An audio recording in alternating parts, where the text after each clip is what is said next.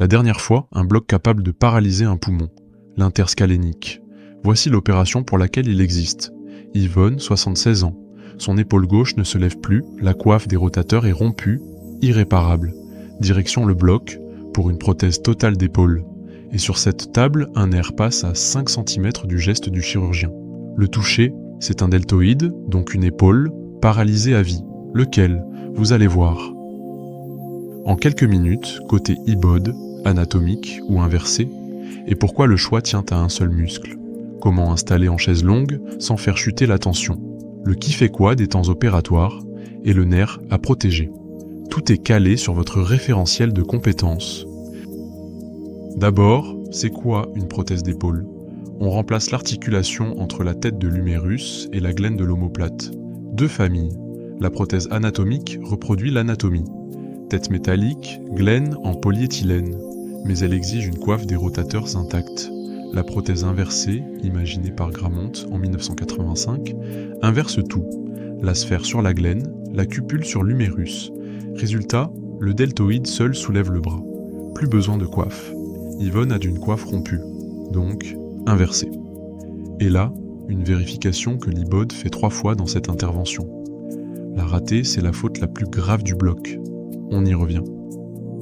Le qui fait quoi? D'abord, l'accueil et la checklist. On vérifie la latéralité et les implants ont été vérifiés la veille. Puis l'installation, en chaise longue, le buste à 45 degrés, le circulant veille, car assis, la tension chute. Voie deltopectorale. Le chirurgien passe entre le deltoïde et le grand pectoral, la veine céphalique préservée.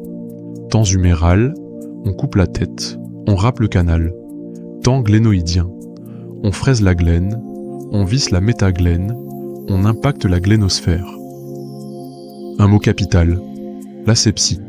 Pour une prothèse, la moindre contamination peut tout perdre. Antibioprophylaxie avant l'incision. Salle à flux laminaire, classe ISO 5. Et un temps clé, la prise des implants.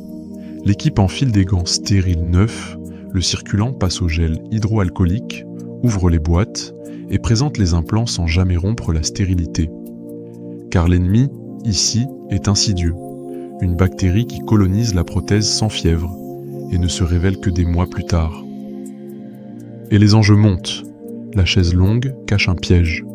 La tension mesurée au bras surévalue la pression qui arrive réellement au cerveau d'environ 20 cm. Hypoperfusion, accident vasculaire, cécité. La surveillance partagée avec l'IAD devient capitale. Testons. Yvonne coiffe irréparable. Le chirurgien réclame l'ancillaire. Vous préparez quelle prothèse? Réponse A, anatomique. Réponse B, inversée. Réponse C, hémiarthroplastie. La bonne réponse, B, l'inversée. Sans coiffe, seul le deltoïde peut relever le bras. Et voici le point qui ne pardonne jamais, les never events, ces erreurs qui ne devraient jamais survenir. Le mauvais côté, d'abord, la latéralité se vérifie 3 fois, à l'ouverture de l'ancillaire, à la préparation des implants d'essai et à l'ouverture de l'implant définitif. L'oubli d'une compresse ou d'un instrument. Ensuite, c'est le rôle du comptage, avant, pendant et après. Et le mauvais implant, la traçabilité croisée. Tous sont des événements indésirables graves, déclarables et analysés en équipe. Votre rempart, ibode, tient en 3 gestes, la checklist, le comptage, la traçabilité. Le plus dur arrive. Ce nerf à 5 cm, le nerf axillaire. Il passe sous le col de l'humérus, juste sous l'acromion. L'étirer pendant la luxation ou le fraisage, c'est un deltoïde paralysé, définitivement. L'ibode anticipe, bras en rotation externe contrôlée, écarteur prêt. Geste fini, réduction, test de stabilité, fermeture, comptage final, chaque implant tracé. Yvonne quitte le bloc, épaule reconstruite, coude au corps. La transmission. Type de prothèse, voie d'abord, implant tracé, surveillance neurovasculaire du membre. Le rôle de l'ibode, préparer, anticiper, sécuriser, tracer.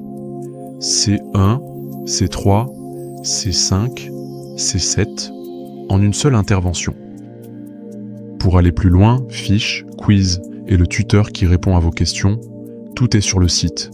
Et gardez ceci en tête, la prochaine fois, ce sera une vésicule, un triangle, le triangle de Callot, et le piège qui peut sectionner le mauvais canal. On en parle dans la prochaine vidéo. Abonnez-vous pour ne pas la manquer.